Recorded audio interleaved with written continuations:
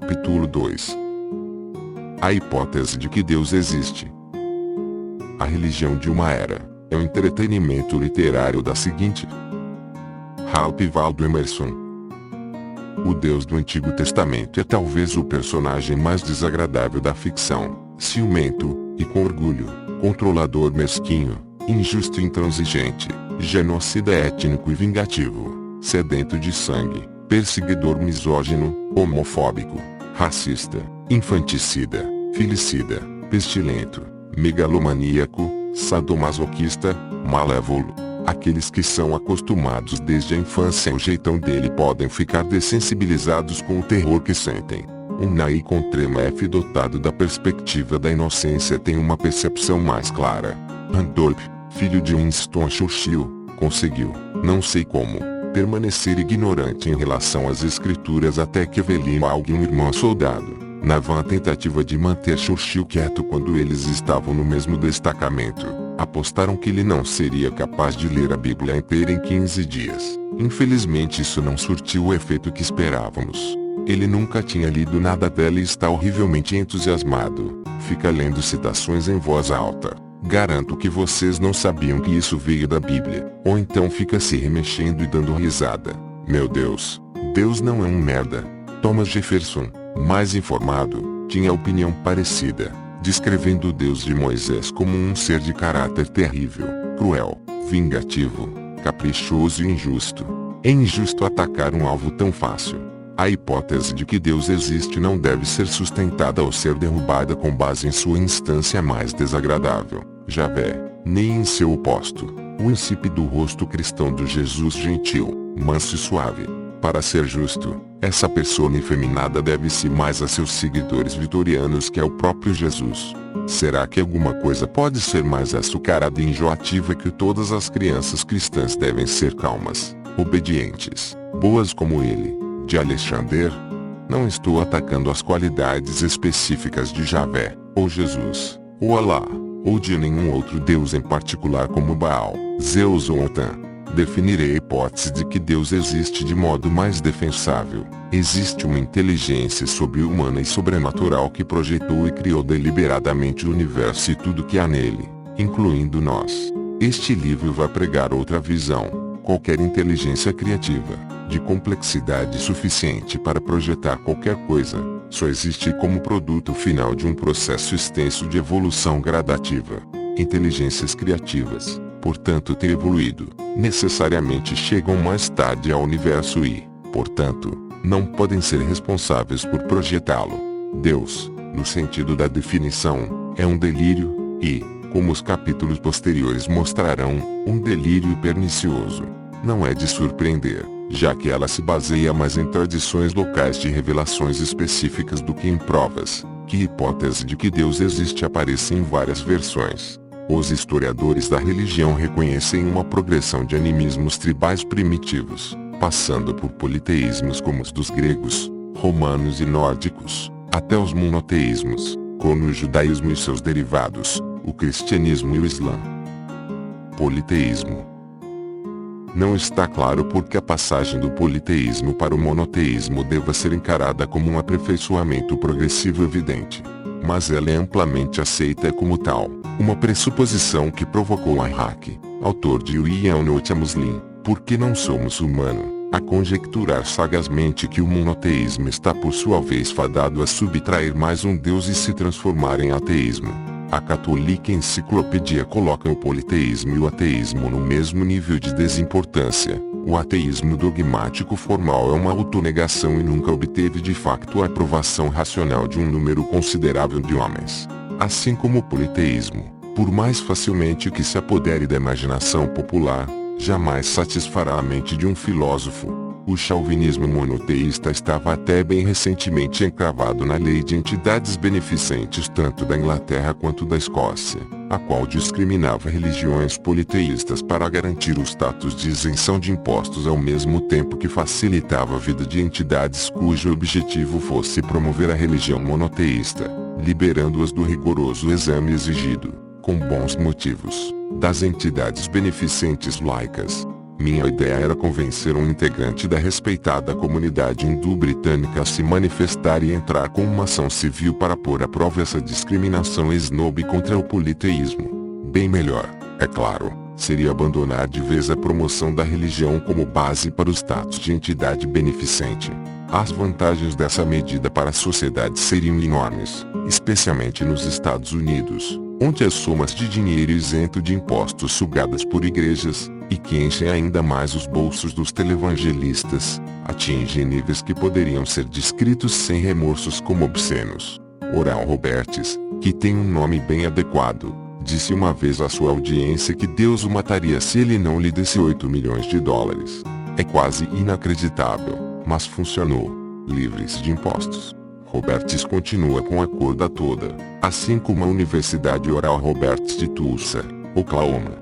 Suas instalações, estimadas em 250 milhões de dólares, foram encomendadas pelo próprio Deus. Com essas palavras, mobilize seus alunos para ouvir minha voz, para ir aonde minha luz é fraca, aonde minha voz soa pequena, e meu poder de cura não é conhecido, até nos limites mais extremos da terra. O trabalho deles superará o seu, e com isso estarei satisfeito. Pensando bem, meu litigante hindu imaginário provavelmente entraria no jogo do se não pode vencê-los. Junte-se a eles. Seu politeísmo não é um politeísmo de verdade, mas um monoteísmo disfarçado. Há apenas um Deus, Brahma, o Criador, Vishnu, o Preservador, Shiva, o Destruidor, as deuses Saraswati, Lakshmi e Parvati, mulheres de Brahma, Vishnu e Shiva, Ganesh, o deus elefante, e as centenas de outros são apenas manifestações diferentes ou encarnações do mesmo Deus. Os cristãos devem aprovar tal sofisma. Rios de tinta medieval, sem falar do sangue, foram gastos para explicar o mistério da Trindade, e para suprimir desvios como a heresia ariana. Mário de Alexandria, no século IV d.C., negou que Jesus fosse consubstancial, isto é, de mesma substância ou essência, com Deus. Que diabos isso queria dizer? Você deve estar se perguntando. Substância? Que substância? O que exatamente se quer dizer com essência? Muito pouco parece a única resposta razoável. Mesmo assim, a controvérsia dividiu a cristandade ao meio por um século, e o imperador Constantino ordenou que todos os exemplares do livro diário fossem queimados. Dividir a cristandade brigando por minócias, é o que a teologia sempre faz. Temos um Deus em 3 partes, ou serão 3 deuses em um. A Católica Enciclopédia esclarece a questão, numa obra-prima do raciocínio teológico. Na unidade da divindade há 3 pessoas, o Pai, o Filho e o Espírito Santo, sendo que essas 3 pessoas são distintas umas das outras. Assim, nas palavras do credo de Atanásio, o Pai é Deus, o Filho é Deus, o Espírito Santo é Deus. Contudo, não há 3 deuses, mas um só Deus. Como se isso não estivesse suficientemente claro, a enciclopédia cita o teólogo do século M. São Gregório, o milagreiro. Não há, portanto, nada que tenha sido criado, nada que tenha sido sujeitado a outro na Trindade, nem há nada que tenha sido acrescentado quando se uma vez não tivesse existido, mas entrado depois. Portanto, o Pai jamais esteve sem o Filho, nem o Filho sem o Espírito Santo, e essa mesma Trindade é imutável e inalterável para sempre.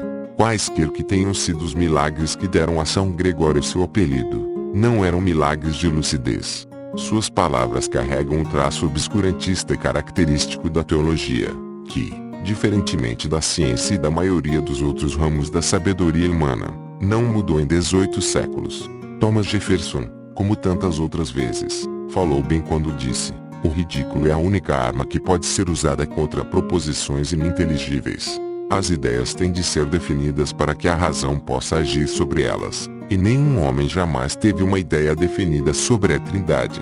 Não passa do abracadabra dos charlatães que se autodenominam sacerdotes de Jesus. A outra coisa que não posso deixar de ressaltar é a confiança pretensiosa com a qual os religiosos atribuem mínimos detalhes àquilo para o que nenhum deles tem nenhuma prova, nem poderia ter. Talvez seja exatamente o fato de que não há provas que sustentem as opiniões teológicas, para qualquer lado, que alimente a hostilidade draconiana característica em relação a quem tem uma opinião ligeiramente diferente, sobretudo, como ocorre na área específica da Trindade. Jefferson lançou ridículo sobre a doutrina de que, nas palavras dele, há três deuses, em sua crítica ao calvinismo.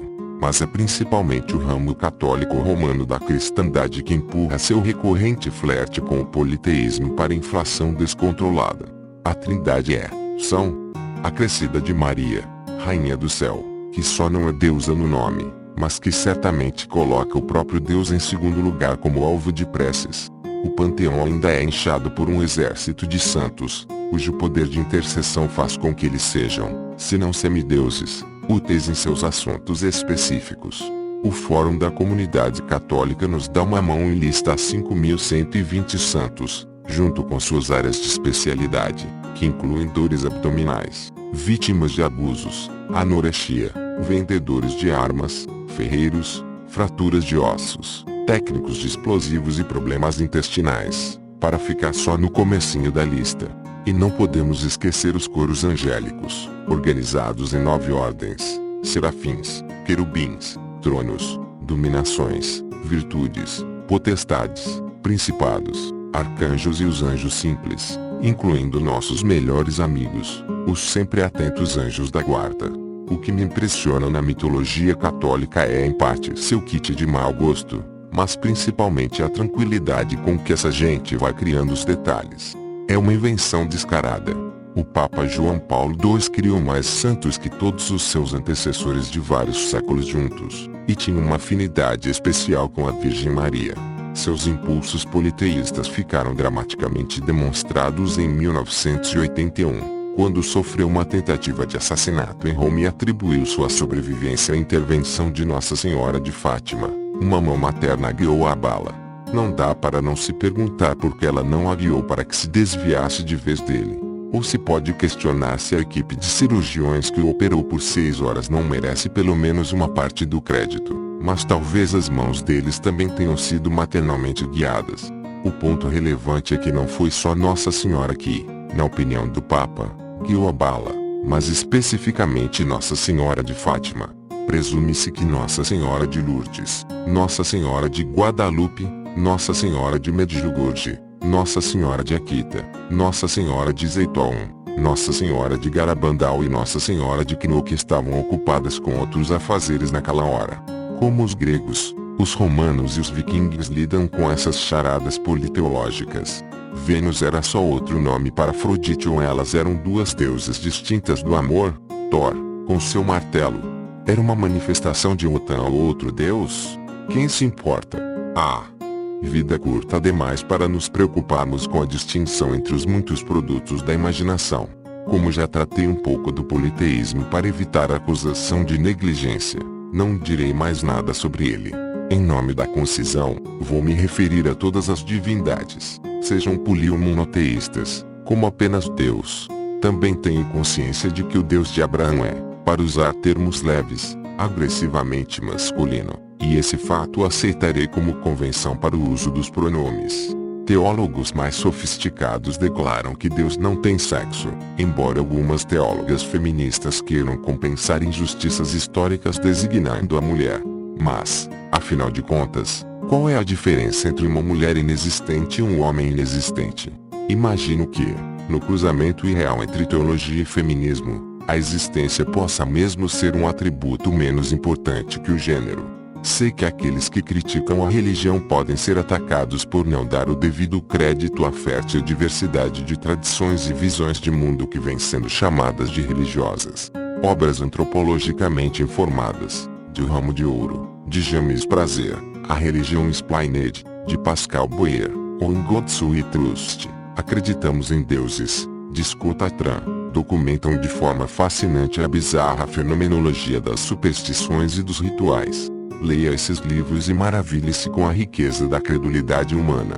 Mas não é essa a natureza deste livro. Condeno o sobrenaturalismo em todas as suas formas, e o modo mais eficaz de prosseguir é me concentrar na forma que tem a maior chance de ser familiar aos meus leitores, a forma que influencia mais ameaçadoramente todas as nossas sociedades. É provável que a maioria dos meus leitores tenha sido criada em uma ou outra das 3 grandes religiões monoteístas da atualidade. 4. se contar o mormonismo, todas as quais remontam ao patriarca mitológico Abraão, e será conveniente manter essa família de tradições em mente ao longo do restante do livro.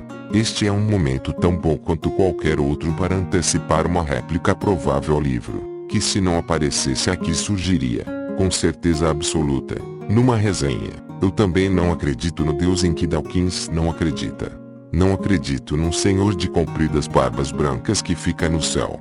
Aquele senhor é um elemento irrelevante de distração, e suas barbas são tão tediosas quanto compridas. Na verdade, a distração é pior que irrelevante. Sua bobice é calculada para desviar a atenção do fato de que aquilo no que o autor da crítica realmente acredita não é menos bobo. Sei que você não acredita num senhor barbado sentado numa nuvem, então não percamos mais tempo com isso. Não estou atacando nenhuma versão específica de Deus ou deuses. Estou atacando Deus, todos os deuses, tudo e qualquer coisa que seja sobrenatural, que já foi e que ainda será inventada. Monoteísmo. O grande e indizível mal no cerne de nossa cultura é o monoteísmo.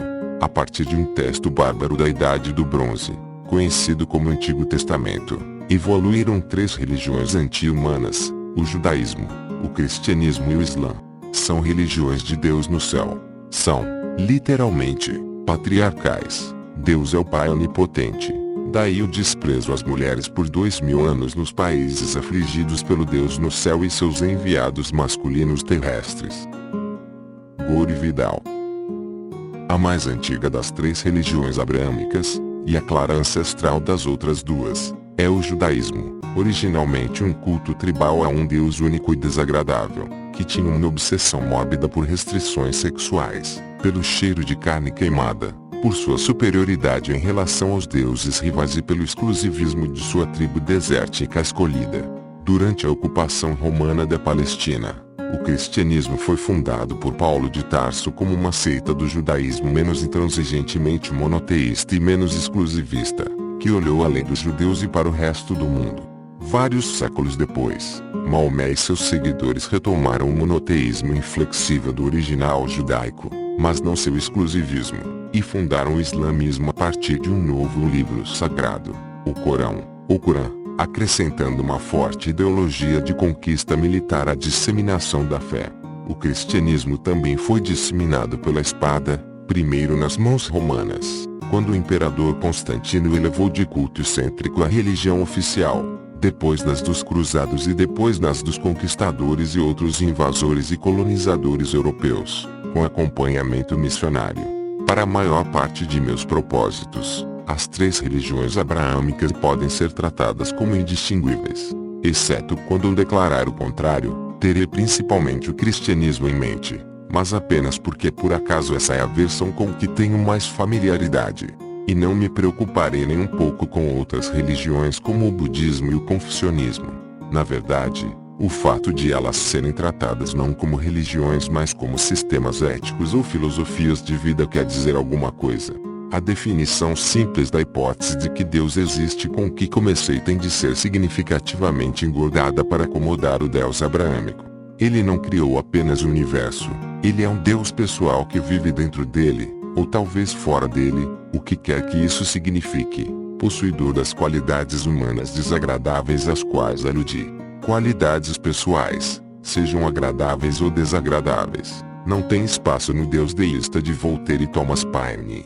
Comparado ao delinquente psicótico do Antigo Testamento, o Deus deísta do iluminismo setecentista é um ser mais grandioso, respeitável por sua criação cósmica, altivamente despreocupado com as questões humanas, sublimemente indiferente a nossos pensamentos e esperanças particulares, alheio a nossos pecados ou penitências resmungadas.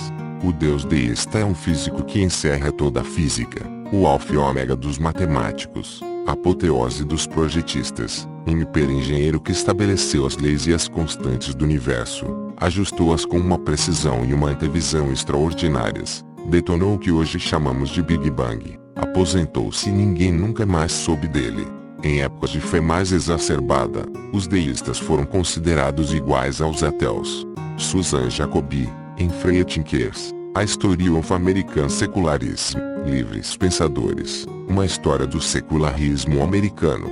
Lista uma seleção dos epítetos lançados contra o pobre Tom Paine: Judas, réptil, porco, cachorro louco, bêbado, nefasto, arquibesta, bruto, mentiroso e, é claro, infiel. Paine morreu abandonado por ex-amigos políticos envergonhados com suas opiniões anticristãs, com a honorável exceção de Jefferson.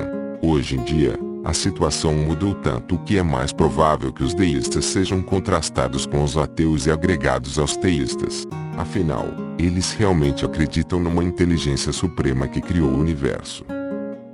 Secularismo, os pais fundadores e a religião dos Estados Unidos. É tradição assumir que os pais fundadores da República Americana eram deístas. Sem dúvida muitos eram, embora já tenha sido alegada a possibilidade de que os maiores deles tenham sido ateus. O que eles escreveram sobre religião em sua época não me deixa dúvidas de que a maioria teria sido ateia em nossos tempos. Mas, quaisquer que tenham sido as opiniões religiosas de cada um deles para aquela época, a única coisa que eles eram coletivamente é secularistas, tópico para o qual me volto neste trecho, começando com uma citação, talvez surpreendente, do senador Barry Goldwater em 1981, mostrando claramente a determinação com que o presidenciável e herói do conservadorismo americano sustentava a tradição laica da fundação da República. Em nenhuma outra posição as pessoas são tão irremovíveis como em suas crenças religiosas. Não se pode arregimentar aliado mais poderoso num debate do que Jesus Cristo, ou Deus, ou Alá, ou como quer que se denomine esse ser superior. Mas, como toda arma poderosa, o uso do nome de Deus para benefício próprio deve ser usado criteriosamente. As facções religiosas que estão crescendo em toda a nossa nação não estão usando seu triunfo religioso com sabedoria. Estão tentando obrigar os líderes do governo a seguir 100% de sua posição. Se você discorda desses grupos religiosos numa questão moral específica, eles reclamam e o ameaçam com a perda de dinheiro, a perda de votos ou ambas. Estou sinceramente farto de pregadores políticos em todo este país me dizendo que, como cidadão, se eu quiser ser uma pessoa de moral, tenho de acreditar em A, B, graus Celsius e de quem eles pensam que são.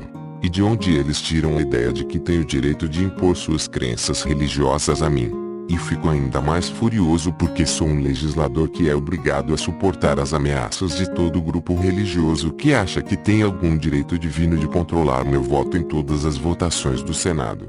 Hoje os advirto, vou combatê-los sem cessar se eles tentarem impor suas convicções morais a todos os americanos em nome do conservadorismo. As opiniões religiosas dos pais fundadores são objeto de grande interesse dos propagandistas da direita americana atual, ansiosa por empurrar sua versão da história. Contrariamente à visão deles, o fato de que os Estados Unidos não foram fundados como uma nação cristã foi bem cedo declarado nos termos do Tratado de Trípoli, elaborado em 1796, durante a presidência de George Washington, e assinado por John Adams em 1797, como o governo dos Estados Unidos da América não é, em nenhum sentido, fundamentado na religião cristã, como não tem em si nenhum caráter de inimizade contra as leis, a religião ou a tranquilidade dos muçulmanos, e como os ditos estados jamais entraram em guerra nem executaram nenhum ato de hostilidade contra nenhuma nação maometana. Os lados declaram que nenhum pretexto derivado de opiniões religiosas jamais deverá causar a interrupção da harmonia existente entre os dois países. As palavras que abrem essa citação hoje causariam furor nas autoridades de Washington, mas Buckner demonstrou de maneira convincente que elas não causaram discórdia na época, nem entre políticos nem no público. Muitas vezes já se ressaltou o paradoxo de que os Estados Unidos foram fundados com base no secularismo e hoje são o país mais religioso da cristandade, enquanto a Inglaterra, com uma igreja estabelecida e chefiada por seu monarca constitucional, está entre os menos religiosos. Constantemente me perguntam por que isso acontece, e eu não sei a resposta. Imagino ser possível que a Inglaterra tenha ficado cansada da religião depois do seu pavoroso histórico de violência entre crenças, com protestantes e católicos obtendo alternadamente a supremacia e sistematicamente assassinando o outro grupo. Outra sugestão emana da observação de que os Estados Unidos são um país de imigrantes. Um colega me aponta que os imigrantes, arrancados da estabilidade e do conforto de sua família na Europa, podem muito bem ter adotado a igreja como uma espécie de parente substituto em terra estrangeira. É uma ideia interessante, merecedora de mais pesquisas. Não há dúvida de que muitos americanos encaram sua igreja local como uma unidade importante de identidade, que tem, sim, alguns dos atributos de família.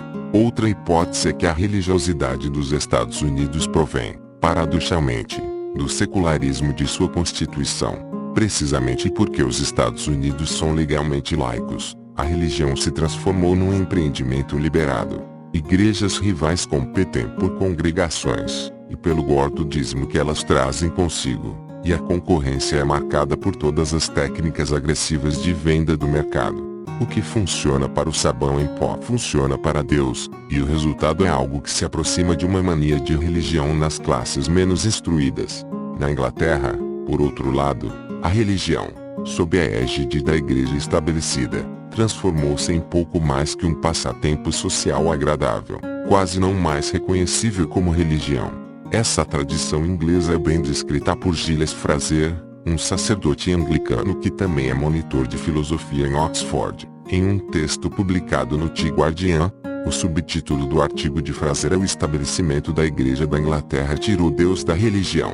Mas há riscos numa abordagem mais vigorosa da fé. Houve um tempo em que o vigário da região era a figurinha carimbada da dramatis personae inglesa.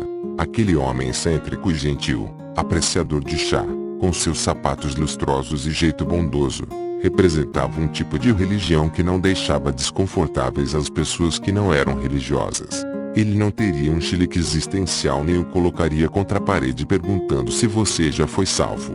Menos ainda lançaria cruzadas desde o altar ou plantaria bombas de beira de estrada em nome de algum poder maior. Ecos de Nosso Padre, de Benjamin, que citei no início do capítulo 1. Fraser continua e diz que o vigário simpático do campo na prática imunizou boa parte dos ingleses contra o cristianismo. Ele encerra seu artigo lamentando a tendência mais recente da Igreja da Inglaterra de levar de novo a religião a sério. E sua última frase é uma advertência. O temor é que podemos ter libertado o gênio do fanatismo religioso da lâmpada do establishment em que ele estava adormecido havia séculos. O gênio do fanatismo religioso está solta nos Estados Unidos atuais, e os pais fundadores teriam ficado horrorizados. Seja ou não correto abraçar o paradoxo e culpar a Constituição laica que eles elaboraram, os fundadores eram certamente secularistas que acreditavam na separação entre religião e política, e isso é o bastante para colocá-los firmemente do lado daqueles que são contra, por exemplo, a exibição ostentatória dos 10 mandamentos em lugares públicos estatais. Mas é tentador especular que pelo menos alguns entre os fundadores tenham ido além do deísmo. Quem sabe eles tenham sido agnósticos ou até absolutamente ateus. A declaração de Jefferson a seguir é indistinguível do que hoje chamaríamos de agnosticismo.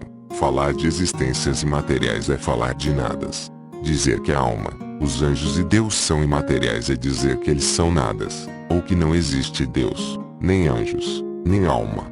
Não consigo pensar de outra maneira sem mergulhar no abismo insondável dos sonhos e fantasmas. Satisfaço-me e fico suficientemente ocupado com as coisas que existem, sem me atormentar com as coisas que podem até existir, mas das quais não tenho provas. Christopher Hitchens, em sua biografia Thomas Jefferson, autor of America, acha provável que Jefferson tenha sido ateu, mesmo naquela época, quando isso era bem mais difícil. Quanto a se ele era ateu, temos de manter nossas reservas, no mínimo pela prudência que ele foi obrigado a observar durante sua vida política. Mas, como ele escreveu para o sobrinho Peter K. já em 1787, não se deve se afastar da dúvida por medo de suas consequências. Se ela terminar na crença de que Deus não existe, encontrarás incentivos à virtude no conforto e no prazer que sentes nesse exercício, e no amor dos outros que te atingirá.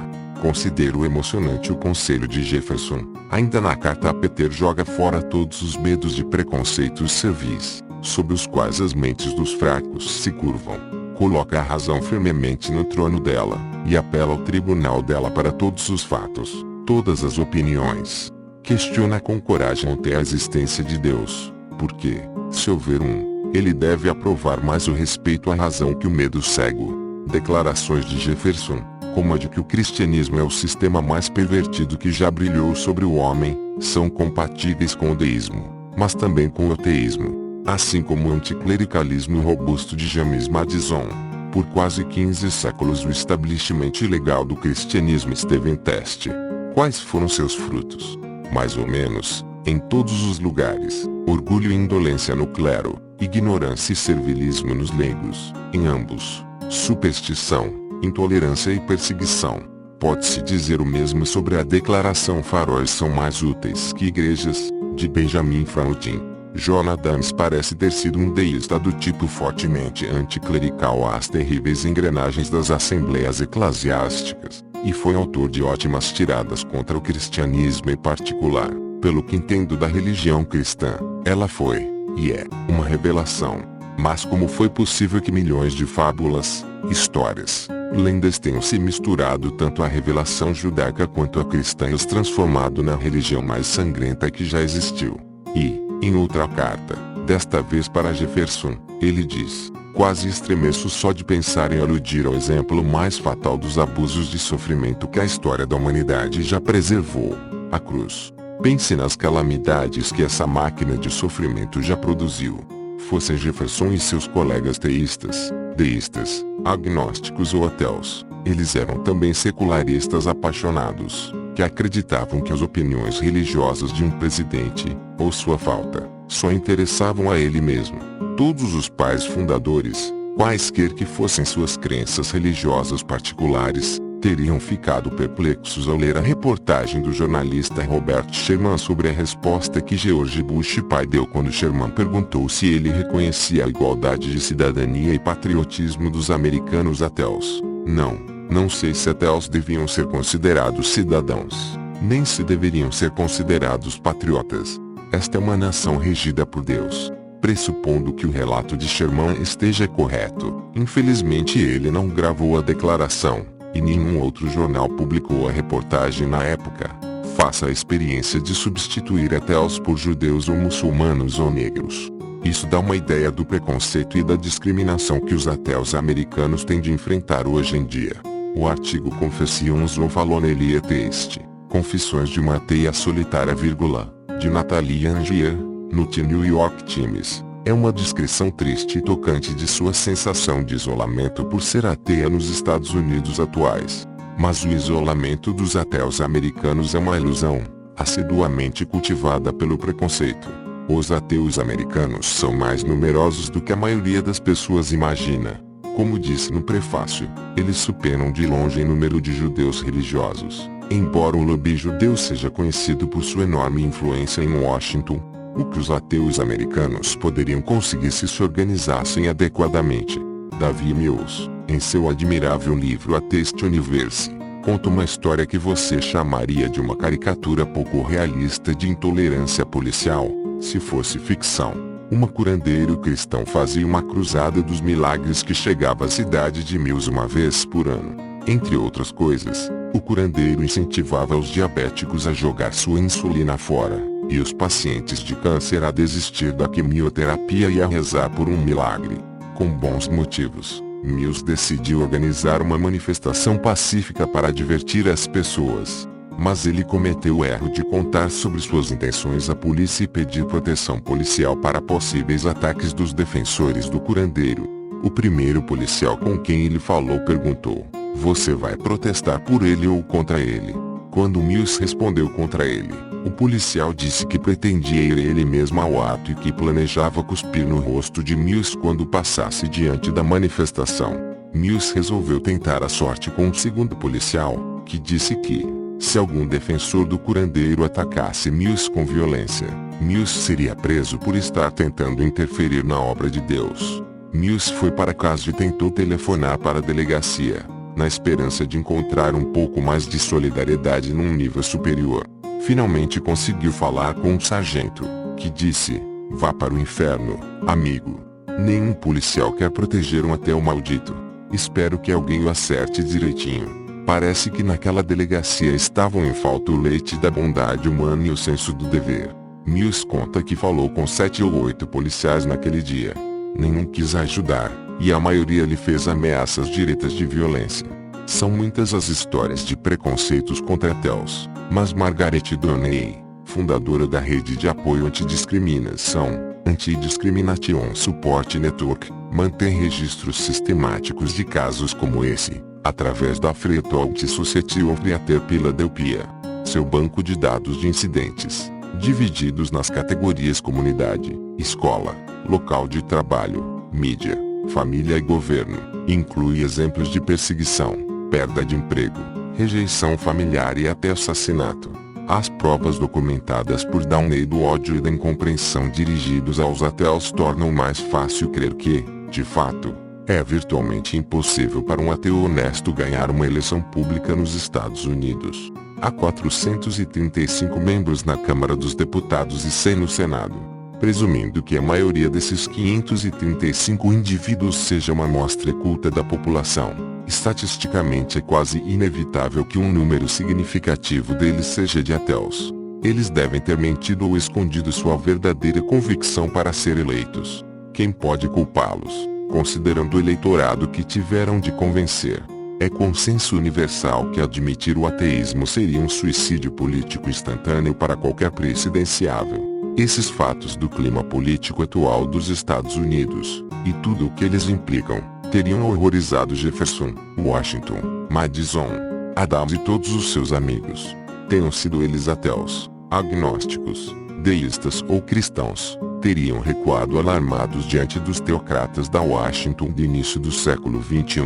Teriam se apoiado nos fundadores secularistas da Índia pós-colonial, especialmente o religioso Gandhi. Sou hindu, sou muçulmano, sou judeu, sou cristão, sou budista. E o ateu Nehru, o espetáculo daquilo que é chamado de religião, ou qualquer tipo de religião organizada, na Índia ou em qualquer outro lugar, enche-me de horror e já o condenei com frequência, no desejo de eliminá-lo. Quase sempre ela parece significar crença e reação cegas, dogma e intolerância, superstição, exploração e a preservação de direitos adquiridos. A definição de Nehru para a Índia laica sonhada por Gandhi, se esse sonho tivesse sido realizado, em vez da partição do país em meio a uma carnificina entre fés, poderia quase que ter sido escrita pelo próprio Jefferson. Falamos de uma Índia laica. Algumas pessoas acham que isso significa algo contrário à religião. Obviamente isso não está correto. O que isso significa é que é um Estado que honre todas as crenças igualmente e que lhes dê oportunidades iguais. A Índia tem um longo histórico de tolerância religiosa num país como a Índia, que tem muitas crenças e religiões. Não é possível construir um nacionalismo real senão com base no secularismo. O Deus deísta com frequência associado aos pais fundadores com certeza já é bem melhorado se comparado ao monstro da Bíblia. Infelizmente, não é muito mais provável que ele exista, ou tenha existido, em qualquer das formas de Deus. A hipótese de que Deus existe é dispensável. A hipótese de que Deus existe também está muito próxima de ser descartada pelas leis da probabilidade. Tratarei disso no capítulo 4, depois de falar sobre as supostas provas da existência de Deus no capítulo 3. Enquanto isso, volto-me para o agnosticismo, e a ideia equivocada de que a existência ou a inexistência de Deus é uma dúvida intocável, para sempre fora do alcance da ciência. A pobreza do agnosticismo. O atleta de Cristo que nos dava sermões do altar da capela da minha escola admitiu ter um respeito secreto pelos ateus. Eles pelo menos tinham a coragem de declarar suas convicções equivocadas. O que ele não suportava eram os agnósticos, covardes em cima do muro, sem sal e sem açúcar. Em parte ele tinha razão, mas pelo motivo totalmente errado.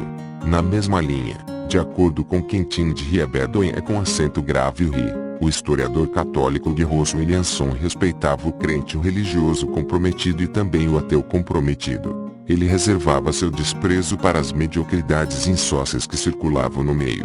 Não há nada de errado em ser agnóstico nos casos em que não há provas nem para um lado nem para o outro. É a posição mais razoável. Carl Sagan tinha orgulho de ser agnóstico quando lhe perguntavam se havia vida em outros lugares do universo. Quando ele se recusou a se comprometer, seu interlocutor o pressionou pedindo sua opinião por instinto. E ele respondeu, de forma imortal: mas eu tento não pensar pelo instinto. Não há problema nenhum em guardar suas reservas até que surjam provas. A questão da vida extraterrestre está em aberto. Podem se apresentar bons argumentos para os dois lados, e não temos provas para nada mais que apenas esboçar as probabilidades de um ou outro lado.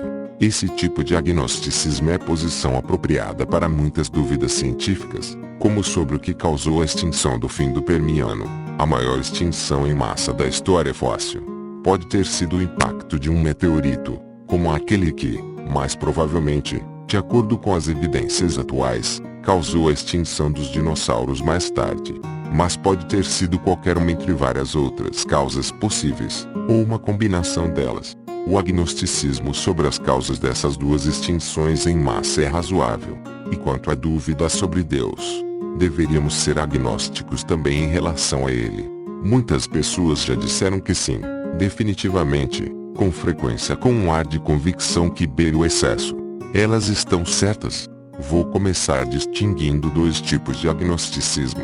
O agnosticismo temporário na prática é o legítimo em cima do muro, quando realmente existe uma resposta definitiva, para um lado ou para o outro, mas para a qual ainda não temos evidências, ou não compreendemos a evidência, ou não tivemos tempo de ler a evidência, etc. O ATP seria uma posição razoável em relação à extinção permiana.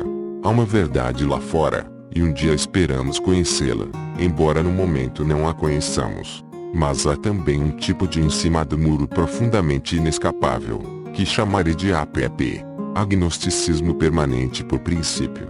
O estilo AP de agnosticismo é adequado para dúvidas que jamais podem ser respondidas, não importa quantas provas coletemos, já que a própria ideia de prova não se aplica. A dúvida existe num plano diferente, ou numa dimensão diferente, além da zona que as provas podem alcançar. Um exemplo pode ser a velha charada filosófica: você vê o vermelho do mesmo jeito que eu? Quem sabe seu vermelho seja o meu verde, ou alguma coisa completamente diferente de qualquer cor que eu possa imaginar. Os filósofos citam essa como uma dúvida que jamais pode ser respondida. Não importam quantas evidências possam um dia ficar disponíveis.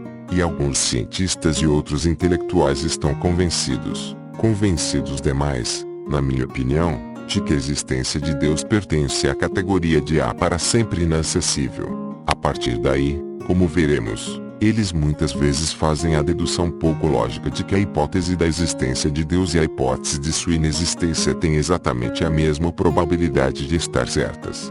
A opinião que defenderia é bem diferente. O agnosticismo sobre a existência de Deus pertence firmemente à categoria temporária, o ATP.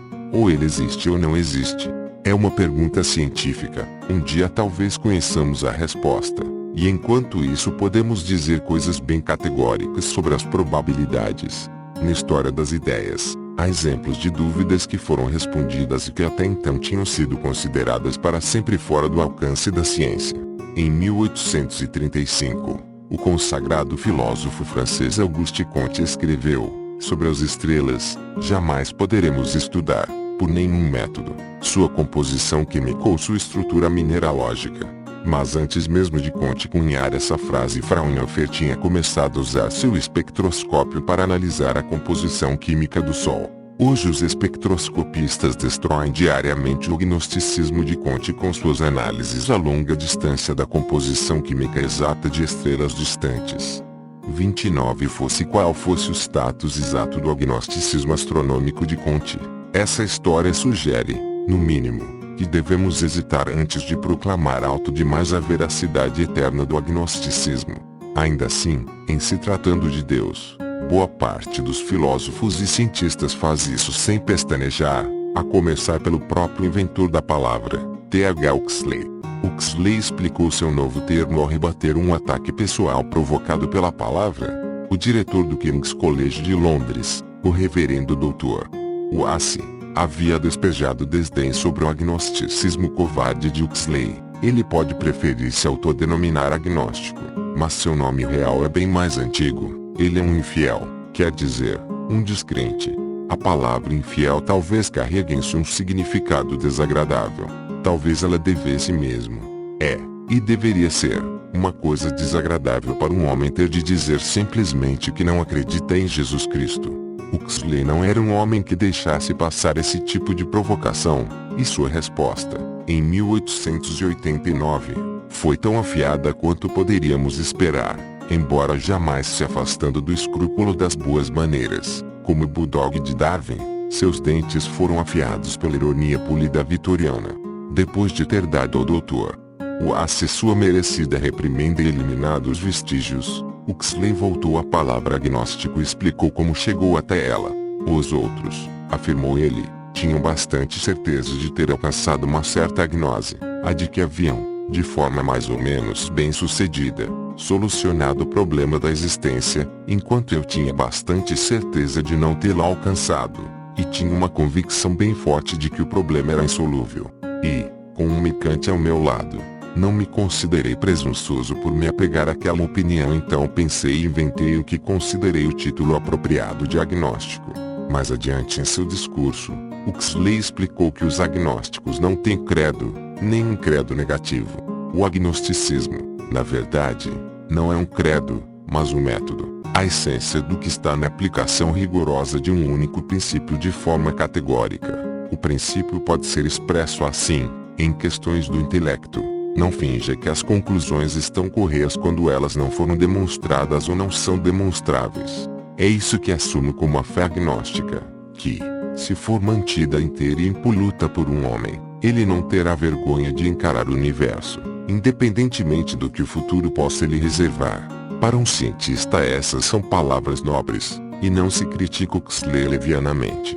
Mas Huxley, em sua concentração na absoluta impossibilidade de comprovar ou contraprovar Deus, parece ter ignorado a nuance da probabilidade. O fato de que não se pode nem comprovar nem contraprovar a existência de alguma coisa não coloca a existência e a inexistência em pé de igualdade. Não acho que Huxley teria discordado, e suspeito que, quando ele parecia fazê-lo, estava recuando para fazer uma concessão em um ponto, na intenção de reforçar o outro. Todos nós já fizemos isso alguma vez na vida. Ao contrário de Huxley, sugerirei que a existência de Deus é uma hipótese científica como qualquer outra. Mesmo sendo difícil de pôr à prova na prática, ela pertence à mesma categoria de ATP, o agnosticismo temporário. Quanto às controvérsias sobre as extinções do Permiano e do Cretáceo, a existência ou inexistência de Deus é um fato científico sobre o universo, passível de ser descoberto por princípio, se não na prática. Se ele existisse e resolvesse revelar esse fato, o próprio Deus poderia argumentar, inequivocamente, a seu favor. E, mesmo que a existência de Deus jamais seja comprovada nem descartada com certeza, as evidências existentes e o raciocínio podem criar uma estimativa de probabilidade que se afaste dos 50%. Levemos, então, a sério a ideia do espectro de probabilidades e coloquemos ao longo dele os juízos humanos sobre a existência de Deus, entre dois extremos de certezas opostas.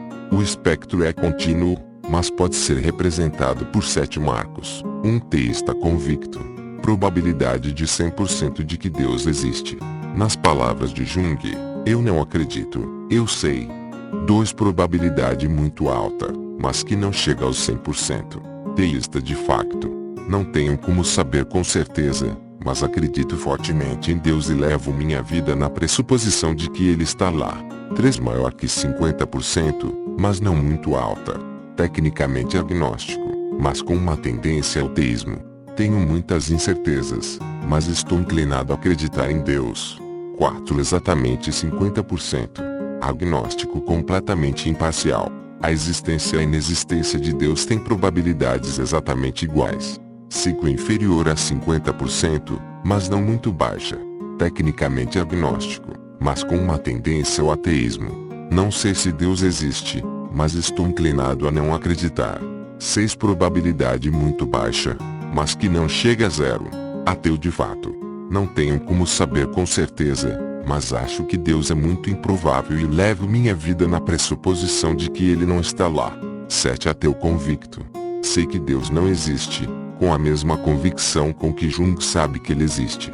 Eu ficaria surpreso de encontrar muita gente na categoria 7, mas a incluo em nome da simetria com a categoria Ele, que é bastante populosa. É da natureza da fé que alguém seja capaz, como Jung, de ter uma crença sem nenhum motivo adequado para tal. Jung também acreditava que alguns livros específicos de sua estante explodiam com um grande estrondo. Os ateus não têm fé, e a razão, sozinha, não tem como levar alguém à convicção plena de que alguma coisa definitivamente não existe. Daí porque a categoria 7, na prática, é muito mais deserta que seu oposto, a categoria 1, que tem tantos habitantes devotados. Coloco-me na categoria 6, mas tendendo para 7. Sou agnóstico na mesma proporção em que sou agnóstico a respeito de fadas escondidas no jardim. O espectro de probabilidades funciona bem para o ATP.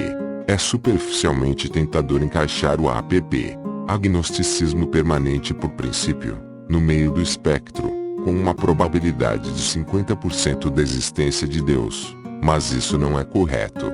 Os agnósticos AP declaram que não se pode dizer nada, nem para um lado nem para o outro, em relação à dúvida sobre a existência de Deus. A questão, para os agnósticos AP, é irrespondível por princípio, e eles devem se recusar terminantemente a se encaixar em qualquer ponto do espectro das probabilidades. O fato de que não tenho como saber se seu vermelho é a mesma coisa que meu verde não faz com que a probabilidade seja de 50%. A proposição que se pode oferecer é sem sentido demais para ser agraciada com uma probabilidade.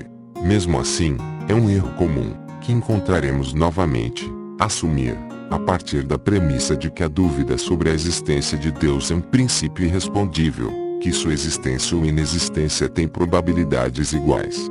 Outra forma de expressar esse erro é em termos do ônus da prova, e neste formato ele é demonstrado divertidamente pela parábola de Bertrand Russell sobre o bule celeste.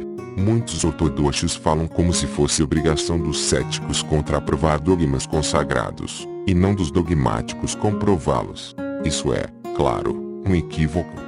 Se eu sugerisse que entre a Terra e Marte há um bule de chá chinês rodando em torno do Sol numa órbita elíptica, ninguém seria capaz de contraprovar minha afirmação, desde que eu tenha tido cuidado de acrescentar que o bule é pequeno demais para ser revelado até pelos nossos telescópios mais potentes.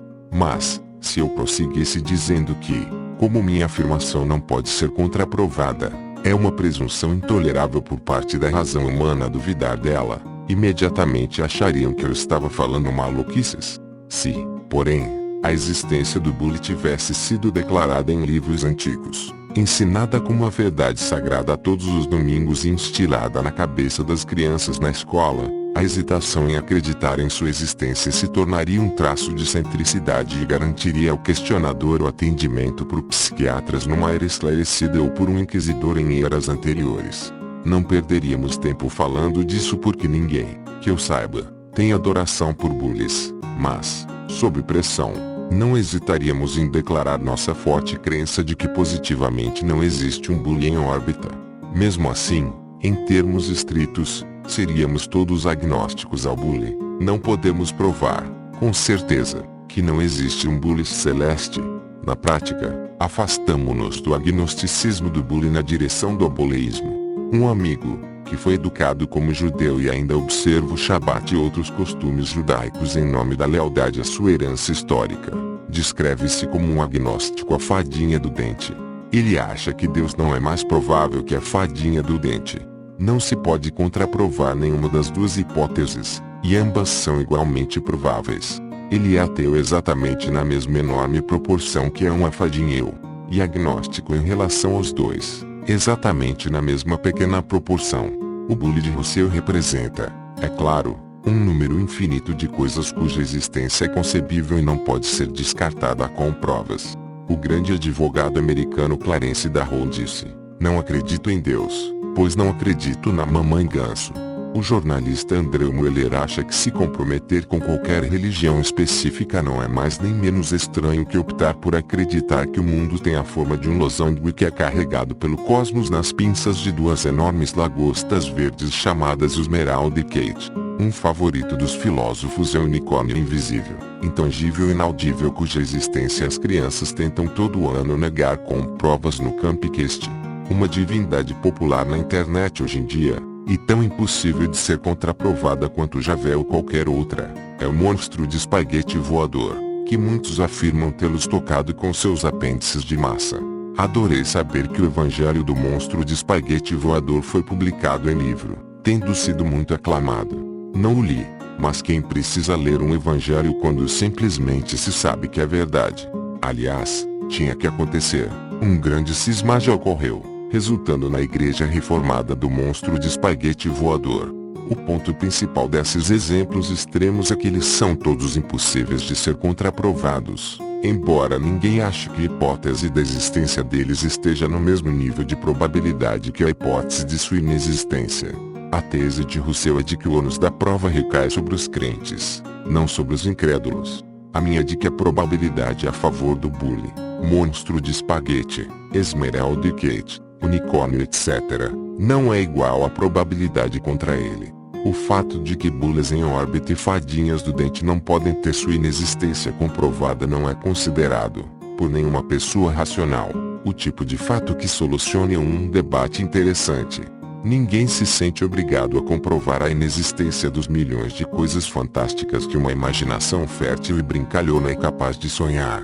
Eu me divirto com a estratégia, quando me perguntam se sou ateu, de lembrar que o autor da pergunta também é ateu no que diz respeito a Zeus, Apoio, Amon-Ra, Mitra, Baal, Thor, Wotan, o bezerro de ouro e o monstro de espaguete voador. Eu só fui um deus além. Todos nós nos sentimos no direito de manifestar um ceticismo extremo, chegando ao ponto da descrença pura e simples, exceto pelo fato de que, no caso de unicórnios, fadinhas do dente dos deuses da Grécia, de Roma, do Egito e dos vikings, não há necessidade, hoje em dia, de se preocupar com isso. No caso do deus abraâmico, porém, há a necessidade de se preocupar, porque uma proporção significativa das pessoas com quem dividimos o planeta acredita mesmo, convictamente, em sua existência.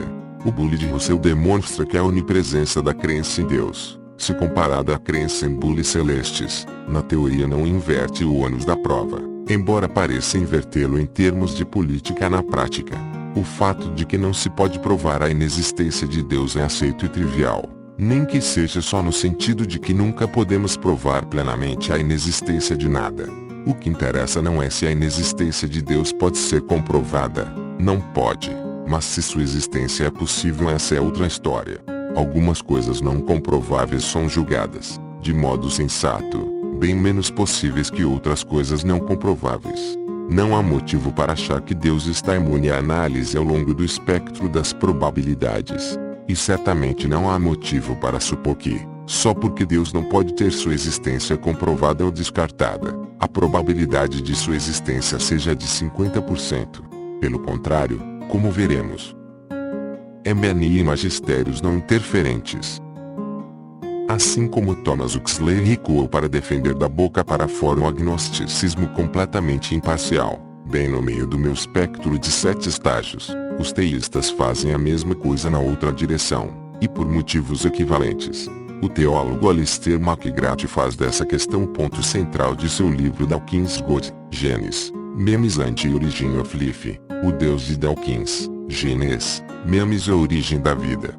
Na verdade, depois de seu resumo admiravelmente justo de minhas obras científicas, este parece ser o único ponto de refutação que ele tem a oferecer, a alegação inegável, mas ignominiosamente fraca, de que não se pode descartar com provas a existência de Deus. Enquanto lia McGrath, uma página atrás da outra, me via anotando bully nas margens. Novamente invocando Huxley, McGrath diz: farto dos teístas e ateus que faziam declarações dogmáticas inúteis com base em evidências empíricas inadequadas, Huxley declarou que a questão sobre Deus não pode ser solucionada com base no método científico. McGrath prossegue citando Stephen Jay Gould num tom parecido, dizer para todos os meus colegas e pela milionésima vez, de debates universitários até tratados complexos, a ciência simplesmente não é capaz, por seus meios legítimos, de adjudicar a questão da possível superintendência de Deus sobre a natureza. Nem a afirmamos nem a negamos, simplesmente não podemos comentá-la como cientistas. Apesar do tom confiante, quase agressivo, da declaração de Gould, qual é, na verdade, sua justificativa? Por que não devemos comentar sobre Deus como cientistas? E por que o bully de Russell, ou o monstro de espaguete voador, não são igualmente imunes ao ceticismo científico. Como argumentarei daqui a pouco, um universo com um superintendente criativo seria bem diferente de um universo sem esse superintendente, porque não é uma questão científica. Gould executou a arte de recuar a distâncias incríveis em um de seus livros menos admirados, Pilares do Tempo. Ali ele cunhou a sigla MNI para o termo Magistérios Não Interferentes. A rede, ou magistério, da ciência abrange o âmbito empírico, do que o universo é feito, fato, e por que ele funciona desse modo, teoria. O magistério da religião estende-se para questões de significado definitivo e valor moral. Esses dois magistérios não se sobrepõem, nem englobam todas as dúvidas. Considere, por exemplo, o magistério da arte e o significado de beleza. Para citar os velhos clichês, a ciência trata das rochas, e a religião da rocha eterna. A ciência estuda como funciona o céu, e a religião, como ir para o céu. Parece ótimo, até que você pense um instante sobre o assunto. Quais são essas questões definitivas em cuja presença a religião é convidada de honra e a ciência deve respeitosamente se retirar? Martin Rees, o respeitado astrônomo de Cambridge que já mencionei, começa seu livro All Cosmic Habitat propondo duas candidatas a questões definitivas e dando uma resposta compatível com o MNI. O mistério preeminente é porque afinal qualquer coisa existe. O que insufla a vida nas equações e as atualizou no cosmos real. Essas perguntas vão além da ciência. No entanto, elas são província de filósofos e teólogos. Eu preferiria dizer que, se elas de fato vão além da ciência, certamente também vão além da província dos teólogos. Duvido que os filósofos agradeçam a Martin Rees por ter colocado os teólogos no mesmo saco que eles. Fico tentado a ir mais adiante e questionar em que sentido os teólogos poderiam ter uma província. Ainda me divirto quando me lembro da observação de um ex-Warden, chefe, de minha faculdade, em Oxford. Um jovem teólogo tinha se inscrito para uma bolsa num programa júnior de pesquisa, e sua tese de doutorado sobre a teologia cristã fez o Warden dizer: "Tenho sérias dúvidas se isso chega a ser um objeto de pesquisa. Que conhecimento os teólogos podem acrescentar a dúvidas cosmológicas profundas que os cientistas não possam?" Em outro livro repeti as palavras de um astrônomo de Oxford, que, quando lhe fiz uma dessas perguntas, disse: agora vamos para além da esfera da ciência. Neste ponto tenho de ceder a palavra a nosso bom amigo, o capelão. Não fui sagaz o suficiente para verbalizar a resposta que mais tarde escrevi. Mas por que o capelão? Por que não o jardineiro ou o cozinheiro? Por que os cientistas têm um respeito tão covarde pelas ambições dos teólogos? Sob perguntas que os teólogos certamente não são mais qualificados a responder que os próprios cientistas. É um clichê chato. E, diferentemente de muitos clichês, não é nem verdade dizer que a ciência se preocupa com perguntas sobre como, mas só a teologia está equipada para responder a perguntas sobre porquê. O que diabos é uma pergunta sobre porquê?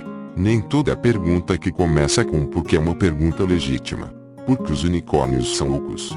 Algumas perguntas simplesmente não merecem resposta.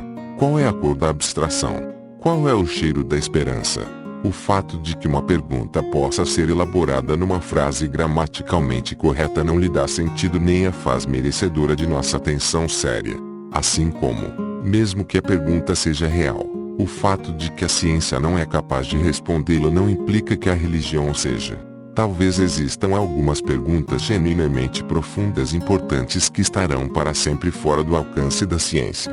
Quem sabe a teoria quântica já esteja às portas do insondável. Mas, se a ciência não pode responder uma pergunta definitiva, o que faz alguém pensar que a religião possa? Suspeito que nem o astrônomo de Cambridge nem o de Oxford realmente acreditavam que os teólogos tenham um conhecimento especial que lhes permita responder a dúvidas profundas demais para a ciência. Suspeito que os dois astrônomos estavam, mais uma vez, recuando para ser polidos. Os teólogos não têm nada de útil a dizer sobre mais nada. Vamos jogar um bolinho para eles e deixá-los preocupados com uma ou duas perguntas a que ninguém consegue responder, e talvez jamais conseguirá. Ao contrário de meus amigos astrônomos, não acho nem que devamos jogar um bolinho para eles. Ainda não encontrei nenhum bom motivo para achar que a teologia, diferentemente da história bíblica, da literatura etc., chega a ser um objeto de pesquisa. Da mesma maneira também podemos concordar que o direito da ciência de nos dar conselhos sobre valores morais é algo no mínimo problemático. Mas será que Gould realmente quer ceder à religião o direito de nos dizer o que é bom e o que é ruim? O fato de que ela não tem nada mais a contribuir para a sabedoria humana não é razão para dar à religião uma permissão total para nos dizer o que fazer. E qual religião? Aquela sob a qual por acaso fomos criados? A qual capítulo, então? De qual livro da Bíblia devemos recorrer? Pois eles estão longe de ser unânimes e alguns deles são horrendos, por qualquer padrão racional. Quantos literalistas leram o suficiente da Bíblia para saber que ela prescreve a pena de morte para o adultério, por recolher gravetos no dia de descanso e por ser insolente com os pais? Se rejeitarmos o Deuteronômio e o Levítico, como fazem todas as pessoas modernas e esclarecidas, por quais critérios devemos decidir quais valores morais da religião devemos aceitar? Ou devemos vasculhar todas as religiões do mundo até encontrar uma cujos ensinamentos morais nos sejam adequados? Se for assim, devemos perguntar novamente, por quais critérios vamos escolher? E, se tivermos critérios independentes para escolher entre as moralidades religiosas, por que não eliminar os intermediários e ir direto à escolha moral sem a religião? Retornarei a essas perguntas no capítulo 7. Simplesmente não acredito que Gould possa ter querido dizer mesmo boa parte do que escreveu em Pilares do Tempo. Como costumo dizer, todos nós já recuamos de nossas posições para ser gentis com um adversário pouco merecedor mas mais poderoso, e só posso imaginar que era isso que Gould já estava fazendo.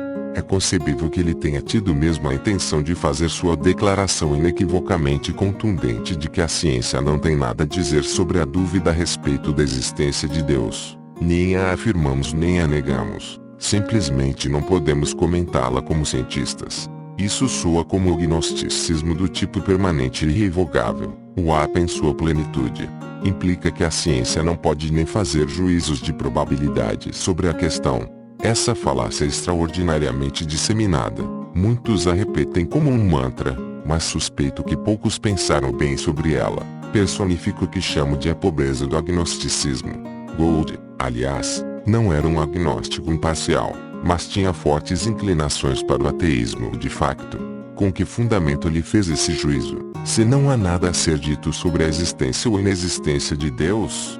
A hipótese de que Deus existe sugere que a realidade em que vivemos também contém um agente sobrenatural que projetou o universo e, pelo menos em muitas versões da hipótese, o mantém, e até intervém nele com milagres, que são violações temporárias de suas leis grandiosas normalmente imutáveis. Richard Swinburne, um dos principais teólogos da Grã-Bretanha, é surpreendentemente claro sobre o assunto em seu livro Histeria God. Será que Deus existe? O que os teístas afirmam sobre Deus é que ele tem o poder de criar, conservar ou aniquilar qualquer coisa, seja grande ou pequena. E ele também pode fazer objetos se moverem ou fazerem qualquer outra coisa. Ele consegue fazer os planetas se moverem do modo como Kepler descobriu que eles se movem, ou fazer a pólvora explodir quando acendemos com um fósforo. Ou ele pode fazer os planetas se moverem de formas bem diferentes, e as substâncias químicas explodirem ou não explodirem sob condições bem diferentes daquelas que hoje governam seu comportamento. Deus não é limitado pelas leis da natureza, ele as faz e pode mudá-las ou suspendê-las, se quiser. Fácil, não? O que quer que isso seja, está bem longe do MNI. E, por mais que eles digam outras coisas, os cientistas que se alistam na escola de pensamento dos magistérios separados deveriam admitir que um universo com um criador sobrenaturalmente inteligente é um universo muito diverso daquele sem esse criador. A diferença entre os dois universos hipotéticos dificilmente seria mais fundamental em princípio, apesar de não ser fácil testá-la na prática. E ela derruba o dito complacente e sedutor de que a ciência deve ficar totalmente quieta sobre a alegação central da religião sobre a existência. A presença ou ausência de uma superinteligência criativa é indiscutivelmente uma dúvida científica, embora na prática ela não seja, ou ainda não seja, uma dúvida resolvida. O mesmo vale para a veracidade ou para a falsidade de cada uma das histórias sobre milagres que as religiões usam para impressionar multidões de fiéis. Jesus teve um pai humano, ou sua mãe era virgem na época do seu nascimento. Existam ou não provas suficientes para decidir. Trata-se de uma pergunta estritamente científica com uma resposta definida por princípio, sim ou não. Jesus ressuscitou Lázaro de entre os mortos. Voltou ele mesmo à vida, 3 dias depois de ser crucificado. Há uma resposta para cada pergunta dessas. Possamos ou não descobri-la na prática, e é uma resposta estritamente científica. Os métodos que deveríamos usar para solucionar a questão, na improvável hipótese de provas relevantes um dia se tornarem disponíveis, seriam métodos pura e inteiramente científicos. Para representar a tese, imagine que, por algum conjunto incrível de circunstâncias, peritos em arqueologia desencavassem evidências de DNA mostrando que o Jesus realmente não teve um pai biológico. Você consegue imaginar os apologistas religiosos dando de ombros e dizendo qualquer coisa remotamente parecida com, e daí? Provas científicas são completamente irrelevantes para as questões teológicas. Magistério errado. Só estamos preocupados com as perguntas definitivas e com os valores morais. Nem o DNA e nem alguma outra prova científica pode ter qualquer peso na questão, seja para um lado, seja para um outro. A própria ideia era uma piada. Você pode apostar as calças que a prova científica, se aparecesse alguma, seria agarrada e trombeteada para o mundo inteiro. O MNI só tem popularidade porque não há prova a favor da hipótese de que Deus existe. No momento em que houver a mínima sugestão de qualquer prova a favor da crença religiosa, os apologistas da religião não perderão tempo em defenestrar o MNI, tirando os teólogos sofisticados, e até eles adoram contar histórias sobre milagres aos não sofisticados para inflar congregações. Suspeito que os supostos milagres são a razão mais forte que muitos crentes têm para sua fé, e milagres, por definição, violam os princípios da ciência. A Igreja Católica Apostólica Romana, por um lado, às vezes parece aspirar ao MNI, mas por outro lado determina que a realização de milagres é uma exigência essencial para a elevação à santidade. O falecido rei dos belgas é candidato à santificação, por causa de sua posição sobre o aborto. Investigações sérias estão em andamento para descobrir se alguma cura milagrosa pode ser atribuída a preces destinadas a ele desde sua morte. Não estou brincando. É verdade, e isso é típico nas histórias dos santos. Fico imaginando como essa operação toda é embaraçosa para os círculos mais sofisticados da igreja. O motivo de círculos que merecem o nome de sofisticados permanecerem dentro da igreja é um mistério no mínimo tão profundo quanto os mais adorados pelos teólogos. Se confrontado com histórias de milagres, Gould provavelmente replicaria na linha da explicação que se segue. O grande ponto do Mini é que ele é uma barganha de 2 vias. No momento em que a religião pisa no terreno da ciência e começa a bagunçar o mundo real com milagres, ela deixa de ser religião no sentido que Gould defende, e sua amicabilis concordia é rompida. Perceba, porém, que a religião sem milagres defendida por Gould não seria reconhecida pela maioria dos teístas praticantes nos bancos de igreja ou nos tapetes de oração. Seria, na verdade, uma grande decepção para eles. Adaptando o comentário de Alice sobre o livro da irmã antes de cair no País das Maravilhas, para que serve um Deus que não faz milagres e que não ouve preces? Lembre-se da definição perspicaz de Ambrose Bierce para o verbo rezar: pedir que as leis do universo sejam anuladas em nome de um único requisitante, confessadamente desmerecedor. Existem atletas que acreditam que Deus os ajuda a ganhar, derrotando adversários que, à primeira vista, não seriam menos merecedores de tal favorecimento.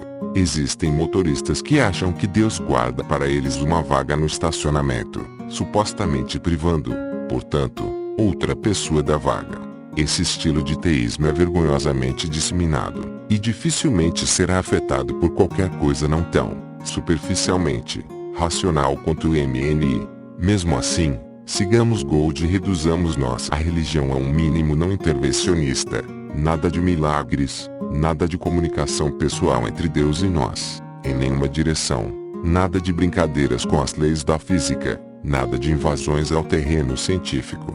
No máximo, um pequeno impulso deístico às condições iniciais do universo para que, na plenitude do tempo, as estrelas, os elementos, os compostos químicos e os planetas se desenvolvam, e a vida evolua. Com certeza é uma separação adequada, certo? O MNI conseguirá sobreviver a esse modelo mais modesto e humilde de religião, certo? Bem, você pode achar que sim, mas sugiro que mesmo um Deus não intervencionista, um Deus MNI, embora menos violento e desajeitado que um Deus abraâmico, ainda seja, quando se olha para ele com honestidade, uma hipótese científica.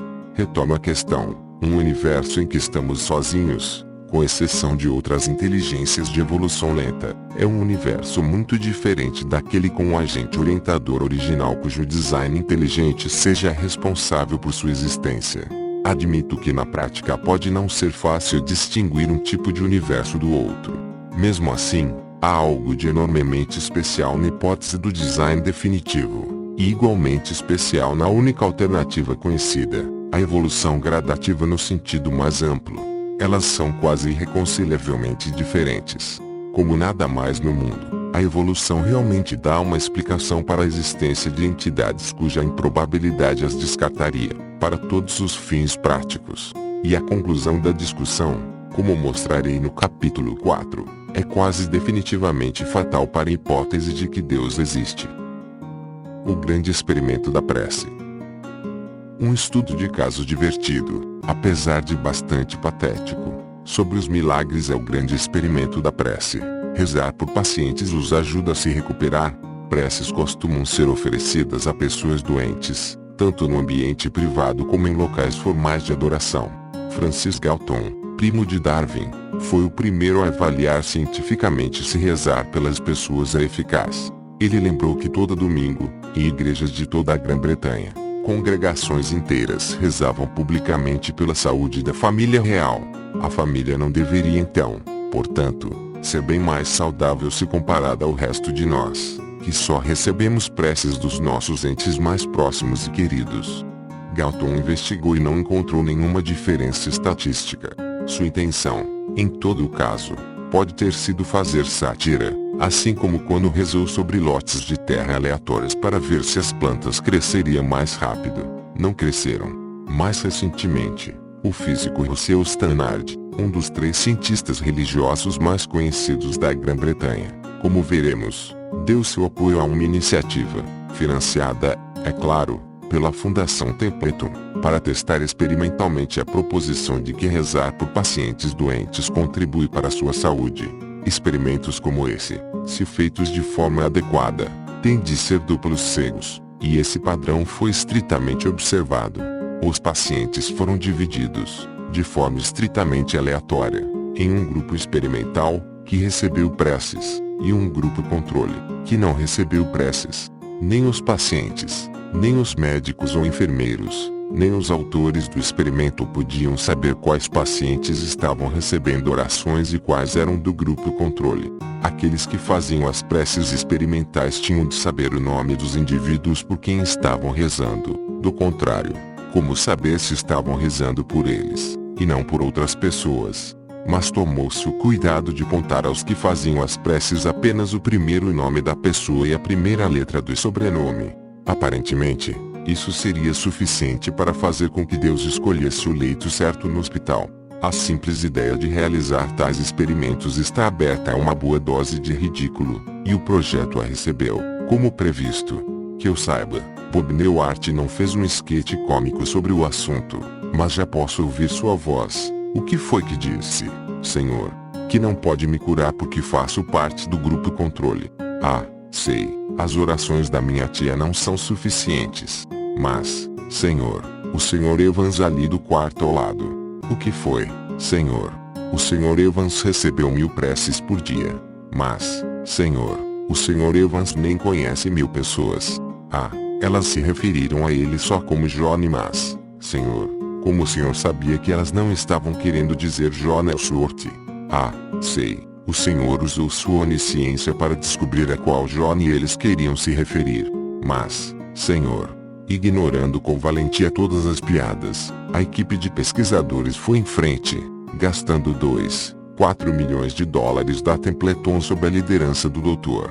Herbert Benson, cardiologista do Minbody Medical Institute, que fica perto de Boston. O Dr. Benson havia sido citado antes, num material de divulgação da Templeton, como alguém que acredita que estão se acumulando as evidências da eficácia das preces intercessórias no cenário médico, o que garantia, portanto, que a pesquisa estava em boas mãos e que não seria sabotada por vibrações cêlicas. O Dr. Benson e sua equipe monitoraram 1.802 pacientes em 6 hospitais. Todos haviam sido submetidos a cirurgias de ponte de safeniomaria. Os pacientes foram divididos em 3 grupos. O grupo ele recebeu preces, mas não sabia disso. O grupo 2, o grupo controle, não recebeu preces e não sabia disso. O grupo 3 recebeu preces e sabia que estava recebendo. A comparação entre os grupos 1 e 2 testa a eficácia das preces intercessórias. O grupo 3 testa os possíveis efeitos psicossomáticos de saber que se está sendo alvo de preces. As preces foram feitas pelas congregações de 3 igrejas, uma em Minnesota, uma em Massachusetts e uma no Missouri, todas distantes dos 3 hospitais. Os autores das preces, como já foi explicado, receberam apenas o primeiro nome e a primeira letra do sobrenome de cada paciente por quem deveriam rezar. Faz parte da boa prática experimental padronizar as coisas ao máximo, e a todos eles foi dito, portanto, que incluíssem em suas orações a frase por uma cirurgia bem-sucedida com uma recuperação rápida, saudável e sem complicações. Os resultados, publicados no American Heart Journal de abril de 2006, foram bem definidos. Não houve diferença entre os pacientes que foram alvo de preces e os que não foram. Que surpresa! Houve diferença entre aqueles que sabiam que estavam recebendo preces e aqueles que não sabiam se estavam ou não estavam, mas ela foi para a direção errada. Aqueles que sabiam ser beneficiários de preces sofreram um número significativamente maior de complicações do que aqueles que não sabiam. Estaria Deus contra-atacando, para mostrar sua desaprovação pela estranha empreitada? Parece mais provável que os pacientes que sabiam que estavam sendo alvo de preces tenham sofrido um estresse adicional em consequência disso, a ansiedade de desempenho, nas palavras dos autores da experiência. O Dr. Charles Bethea, um dos pesquisadores, disse: isso pode tê-los deixado inseguros e se perguntando, será que estou tão doente que eles tiveram de convocar a equipe de oração? Na sociedade litigiosa de hoje, seria querer demais achar que aqueles pacientes que tiveram complicações cardíacas, em consequência do fato de saber que estavam recebendo preces experimentais, possam entrar na justiça com uma ação coletiva contra a Fundação Templeton.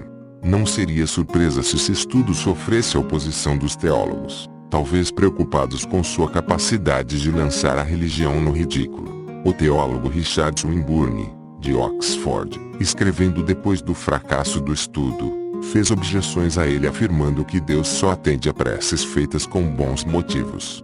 37 Rezar para uma pessoa, e não para outra, só por causa do que determinaram os dados do experimento duplo cego não constitui um bom motivo. Deus perceberia. Era exatamente esse o alvo da minha sátira de Bob Newhart, e Swinburne tem razão em alegar a mesma coisa. Mas em outros trechos de seu trabalho o próprio Swinburne supera a sátira. Não pela primeira vez, ele tenta justificar o sofrimento num mundo governado por Deus. Meu sofrimento me dá a oportunidade de mostrar coragem e paciência. Ele lhe dá a oportunidade de mostrar solidariedade, de ajudar a aliviar o meu sofrimento.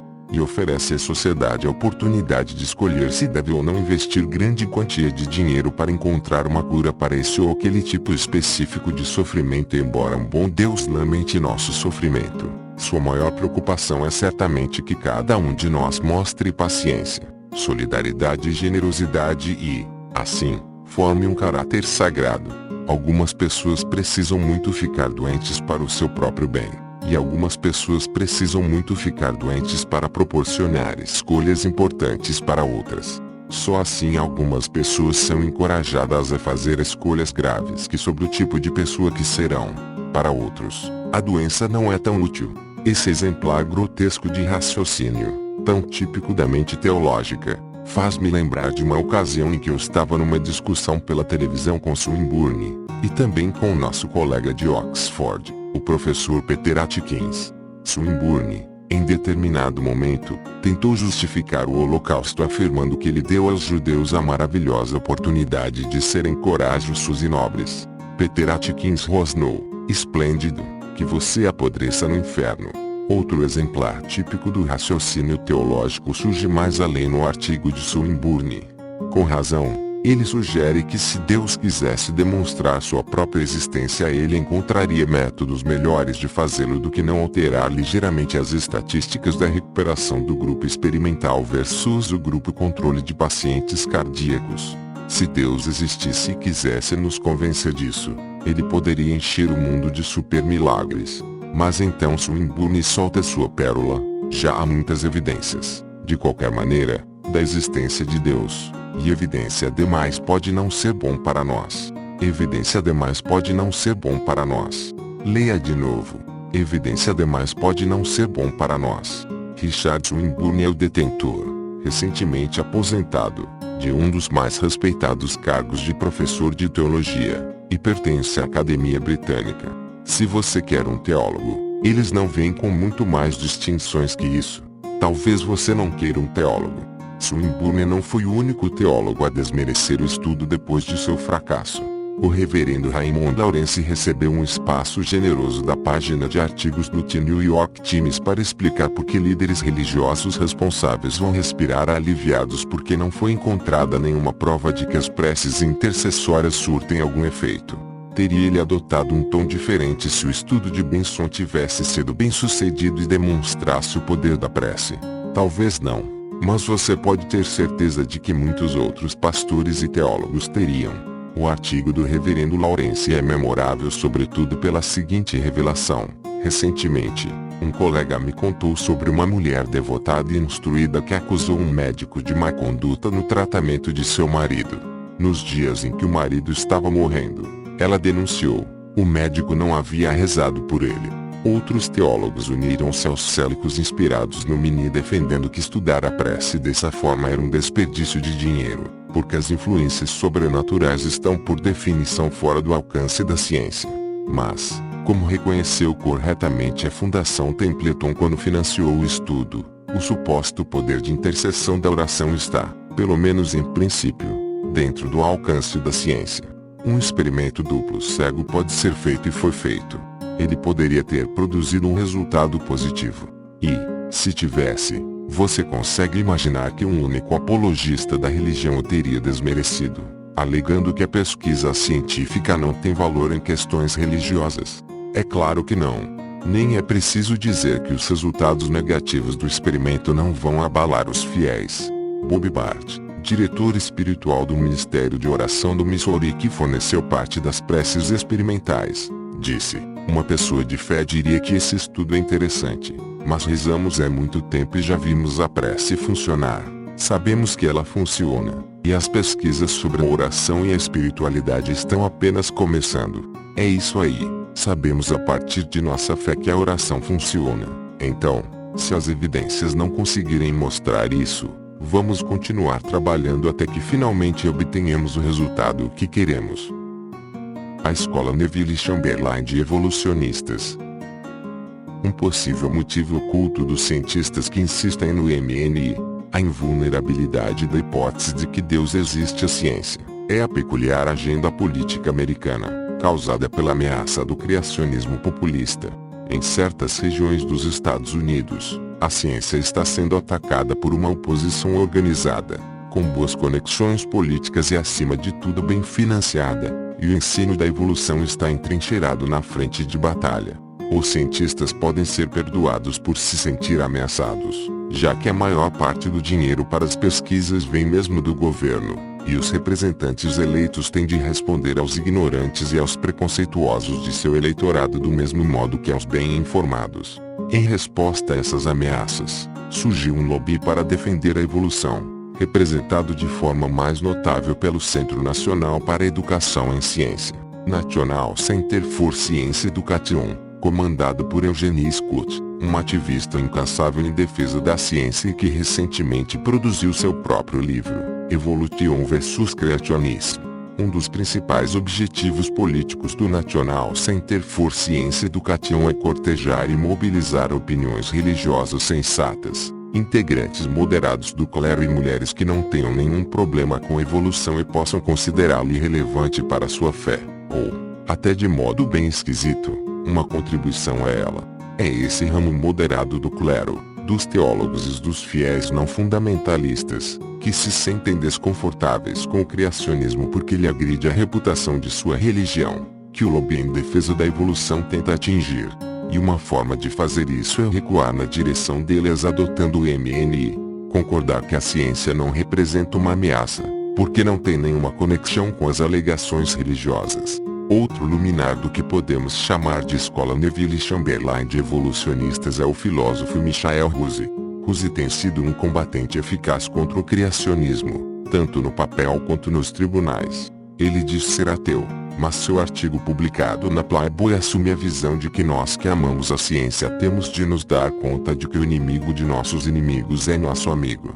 Os evolucionistas perdem tempo demais insultando possíveis aliados. Isso acontece especialmente com os evolucionistas laicos. Os ateus perdem mais tempo afugentando cristãos solidários que combatendo os criacionistas. Quando João Paulo II escreveu uma carta endossando o darwinismo, a resposta de Richard Dawkins foi simplesmente dizer que o Papa era hipócrita, que ele não podia falar genuinamente sobre a ciência e que o próprio Dawkins preferiria um fundamentalista honesto. Do ponto de vista puramente estratégico, consigo enxergar o apelo superficial da comparação de Ruse com a luta contra Hitler. Winston Churchill e Franklin Roosevelt não gostavam de Stalin e do comunismo, mas, quando combatiam Hitler, perceberam que tinham de trabalhar junto com a União Soviética. Os evolucionistas de todos os tipos devem, do mesmo jeito, trabalhar juntos para combater o criacionismo. Por fim, porém, posto-me ao lado de meu colega, o geneticista de Chicago Jerry Coney, que escreveu que Ruse não capta a natureza verdadeira do conflito. Não se trata apenas da evolução contra o criacionismo. Para cientistas como Dawkins e Wilson, o destacando biólogo de Harvard, a verdadeira guerra é entre o racionalismo e a superstição. A ciência não é nada mais que uma forma de racionalismo, enquanto a religião é a forma mais comum de superstição. O criacionismo é apenas um sintoma do que eles encaram como inimigo maior, a religião. Embora a religião possa existir sem o criacionismo não pode existir sem a religião. Tem uma coisa em comum com os criacionistas. Assim como eu, mas diferentemente da escola Chamberlain, eles não querem nem saber do MNI e seus magistérios independentes. Longe de respeitar a separação do terreno da ciência, os criacionistas gostam mesmo é de pisoteá-lo com suas botas sujas e com travas na sola. E eles também jogam sujo. Os advogados que defendem o criacionismo, em disputas judiciais nos confins dos Estados Unidos, apelam a evolucionistas que sejam abertamente ateus. Sei, para meu desgosto, que meu nome já foi usado assim. É uma tática eficiente, porque entre os jurados escolhidos aleatoriamente há mais chance de haver indivíduos criados para acreditar que os ateus são a encarnação do demônio, no mesmo nível dos pedófilos ou dos terroristas, o equivalente atual às bruxas de Salem e aos comunas de McCarthy. Qualquer advogado criacionista que conseguisse me colocar no tribunal conquistaria instantaneamente o júri só de me perguntar: seu conhecimento sobre a evolução influenciou-o para que se tornasse ateu? Eu teria de responder que sim e, de um golpe, teria perdido o júri. Por outro lado, a resposta judicialmente correta do lado secularista seria: minhas crenças religiosas, ou a falta delas, são uma questão pessoal, que não interessa a este tribunal nem está ligada de forma alguma à minha ciência. Eu não poderia dizer isso com honestidade, por motivos que explico no capítulo 4. A jornalista do The Guardian Madeleine Bunting escreveu um artigo intitulado Por que o lobby do design inteligente agradece a Deus por Richard Dawkins. Não há indicação de que ela tenha consultado mais ninguém além de Michael Ruse, e o artigo dela bem que poderia ter sido escrito na verdade pelo próprio Ruse.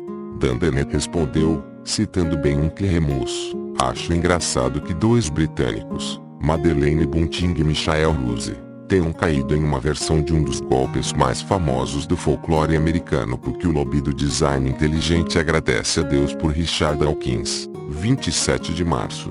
Quando o Mano Coelho é pego pela raposa, ele implora, por favor, Mana Raposa, faça qualquer coisa, só não me jogue naqueles horríveis espinhos.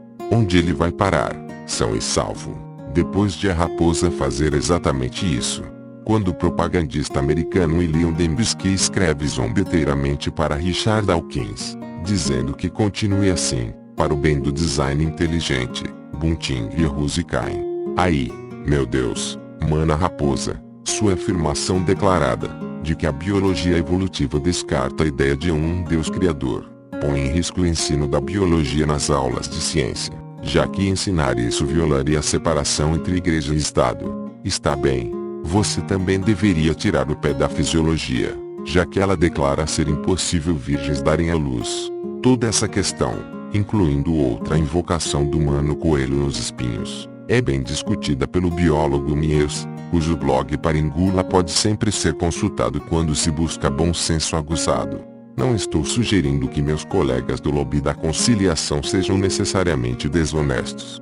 Eles podem acreditar sinceramente no Mini, embora eu não consiga deixar de me perguntar se eles realmente pensaram nele a fundo e como eles pacificam os conflitos internos na própria cabeça. Não há necessidade de explorar a questão por enquanto, mas qualquer pessoa que queira entender as declarações publicadas de cientistas a respeito de assuntos religiosos só terá a ganhar se não esquecer o contexto político, as guerras culturais surreais que estão dilacerando os Estados Unidos. A conciliação ao estilo do Mini vai ressurgir num capítulo posterior. Aqui, volto ao agnosticismo e à possibilidade de erodir nossa ignorância e reduzir sensivelmente nossa incerteza sobre a existência ou a inexistência de Deus. Homenzinhos verdes. Suponha que a parábola de Russell não tivesse sido sobre um bule no espaço sideral, mas sobre a vida no espaço sideral, o objeto da memorável recusa de Sagan de usar os instintos. Aqui também não temos como descartá-lo, e a única posição estritamente racional é o agnosticismo. Mas a hipótese já não é absurda. Não farejamos imediatamente uma improbabilidade extrema. Podemos ter uma discussão interessante com base em evidências incompletas, e podemos determinar o tipo de evidência que reduziria nossa incerteza. Ficaríamos indignados se nosso governo investisse em telescópios caros com o propósito exclusivo de procurar bulas em órbita. Mas podemos pensar em gastar dinheiro com a busca por inteligência extraterrestre, se for extraterrestrial inteligência, usando radiotelescópios para varrer os céus na esperança de detectar sinais de alienígenas inteligentes. Elogiei Carl Sagan por rejeitar ideias instintivas sobre a vida alienígena. Mas é possível, e Sagan o fez, fazer uma avaliação sóbria sobre o que seria necessário saber para proceder a uma estimativa da probabilidade. Isso pode começar a partir de uma simples lista dos pontos que ignoramos, como na famosa equação de Drake, que, nas palavras de Paul Davies, coleta probabilidades. Ela afirma que, para estimar o número de civilizações que se desenvolveram de forma independente no universo, é preciso multiplicar 7 termos. Entre os 7 estão o número de estrelas, o número de planetas semelhantes à Terra por estrela e a probabilidade disso, daquilo ou daquilo outro, que não preciso listar porque a única coisa que quero mostrar é que todas são desconhecidas, ou estimadas com margens de erro enormes. Quando tantos termos completos ou quase completamente desconhecidos são multiplicados, o produto, o número estimado de civilizações alienígenas, tem erros padrão tão colossais que o gnosticismo parece uma posição muito razoável, se não a única com credibilidade. Alguns dos termos da equação de Drake já são menos desconhecidos hoje do que quando foram escritos, em 1961. Naquela época, nosso sistema solar de planetas orbitando em torno de uma estrela central era o único conhecido, junto com as analogias locais proporcionadas pelos sistemas de satélites de Júpiter e Saturno. Nossa melhor estimativa do número de sistemas orbitais no universo era baseada em modelos teóricos, associados ao princípio da mediocridade, mais informal, a sensação, nascida de lições históricas desconfortáveis de Copérnico, Hubble e outros, de que não deve haver nada de especialmente incomum no lugar em que por acaso vivemos. Infelizmente, o princípio da mediocridade é, por sua vez, castrado pelo princípio antrópico. Veja o capítulo 4. Se nosso sistema solar realmente fosse o único do universo, é exatamente nele que nós, como seres que pensam sobre essas coisas, teríamos de estar vivendo. O simples fato de existirmos poderia determinar retrospectivamente que vivemos num lugar extremamente não medíocre. Mas as estimativas atuais sobre a onipresença dos sistemas solares já não se baseiam no princípio da mediocridade. Elas são informadas por evidências diretas. O espectroscópio, nêmese do positivismo de Comte, ataca novamente. Nossos telescópios não são potentes o suficiente para enxergar diretamente planetas em torno de outras estrelas. Mas a posição de uma estrela é perturbada pelo empuxo gravitacional de seus planetas conforme eles giram em torno dela, e os espectroscópios conseguem captar as alterações de Doppler no espectro da estrela, pelo menos nos casos em que o planeta perturbador é grande. Principalmente devido a esse método, no momento em que escrevo temos notícia de 170 planetas extrasolares orbitando 147 estrelas. Mas o número certamente terá aumentado quando você estiver lendo este livro. Por enquanto, eles são Júpiteres grandalhões, porque só Júpiteres são grandes o bastante para perturbar suas estrelas até a zona de detectabilidade dos espectroscópios atuais. Melhoramos pelo menos em termos quantitativos nossa estimativa para um dos termos previamente ocultos da equação de Dirac. Isso permite uma minimização significativa, embora ainda moderada, de nosso agnosticismo em relação ao valor final produzido pela equação. Ainda temos de ser agnósticos sobre a vida em outros mundos, mas um pouco menos agnósticos, porque somos um pouquinho menos ignorantes. A ciência pode ir corroendo o agnosticismo, do jeito que Huxley recuou para negar no caso especial de Deus. Meu argumento é que, apesar da abstinência polida de Huxley, Gould e muitos outros, a pergunta sobre Deus não está, por princípio e para sempre, fora do âmbito da ciência. Assim como com a natureza das estrelas, contra Comte, e como com a probabilidade da vida em órbita em torno delas, a ciência pode pelo menos fazer incursões probabilísticas no território do gnosticismo. Minha definição de hipótese de que Deus existe inclui as palavras sobre-humano e sobrenatural. Para esclarecer a diferença, imagine que um radiotelescópio do programa SETI realmente tivesse detectado um sinal no espaço sideral que mostrasse, inequivocamente, que não estamos sós. É uma pergunta nada trivial. Aliás, questionar que tipo de sinal nos convenceria de sua origem inteligente. Uma boa abordagem é inverter a pergunta: o que deveríamos fazer, de forma inteligente, para propagandear nossa presença ouvintes extraterrestres? Pulsos rítmicos não servem. Jocelyn Bell Burnell, a radioastrônoma que descobriu o pulsar em 1967, foi, por causa da precisão de sua periodicidade de 1,33 segundo, impelida a batizá-lo, provocadoramente, de sinal LGM, de Little Gremlin, Homenzinhos Verdes. Mais tarde ela encontrou um segundo pulsar, em outro lugar do céu e com periodicidade diferente, que praticamente acabou com a hipótese LGM.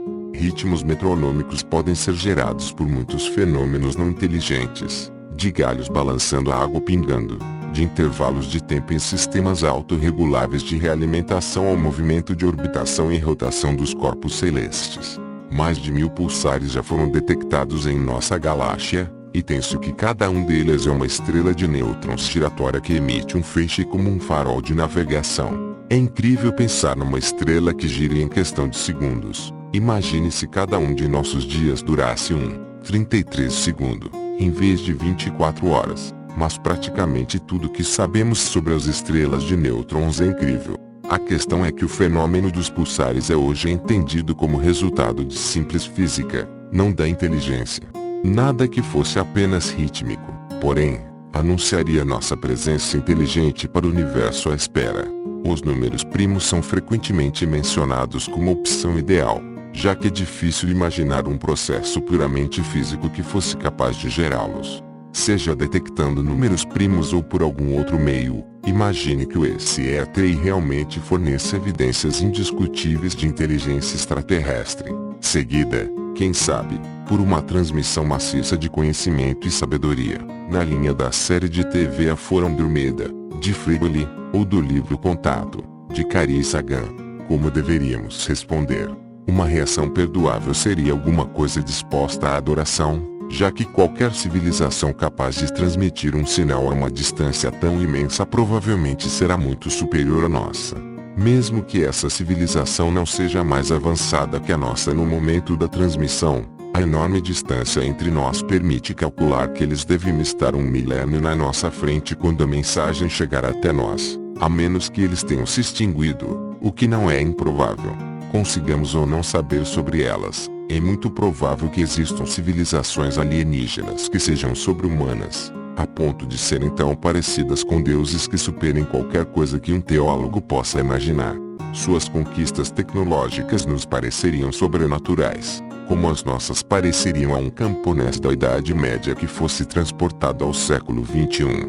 Imagine a reação dele a um laptop, a um telefone celular, a uma bomba de hidrogênio ou a um jumbo. Como disse Arthur Clarke, em sua terceira lei, qualquer tecnologia suficientemente avançada é indistinguível da magia. Os milagres forjados por nossa tecnologia não teriam parecido aos homens da antiguidade menos inacreditáveis que as histórias sobre Moisés dividindo as águas ou de Jesus andando sobre elas. Os alienígenas do nosso sinal do City seriam para nós como deuses, assim como os missionários foram tratados como deuses, e exploraram a honra indevida até não poder mais, quando apareceram em culturas da Idade da Pedra munidos de armas, telescópios, fósforos e almanaques que previam eclipses com precisão de segundos. Em que sentido, então, os alienígenas mais avançados do SETI não seriam deuses?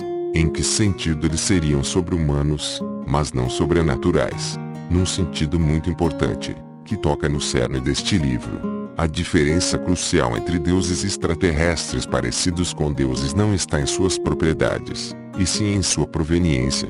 Entidades complexas o bastante para serem inteligentes são resultado de um processo evolutivo. Por mais semelhantes a deuses que possam parecer quando as encontrarmos, elas não começaram assim. Autores de ficção científica, como Daniel e Galloy em Counterfeit World, Mundo Simulado, chegaram até a sugerir, e não consigo pensar em como poderia descartar a hipótese, que vivemos numa simulação de computador, criada por alguma civilização muito superior, mas os autores da simulação teriam de ter vindo de algum lugar. As leis da probabilidade vetam a ideia de que eles possam ter aparecido espontaneamente sem ter antecedentes mais simples. Eles provavelmente devem sua existência a uma versão, talvez pouco familiar, da evolução darwiniana, algum tipo de guindaste elevatório, e não um guincho que vem do céu, para usar a terminologia de Daniel Dennett. Guinchos celestes, incluindo todos os deuses, são feitiços. Eles não dão nenhuma explicação de bona fide, mas exigem do que fornecem explicações. Guindastes são dispositivos explanatórios que realmente fornecem explicações.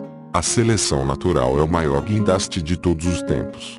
Ela elevou a vida da simplicidade primeira a atitudes estonteantes de complexidade, beleza e aparente desígnio que hoje nos deslumbram. Esse será um tema dominante no capítulo 4, porque quase com certeza Deus não existe. Mas primeiro, antes de prosseguir dando minha principal razão para não acreditar na existência de Deus, tenho a responsabilidade de descartar os argumentos positivos para a crença, que foram sendo apresentados ao longo da história.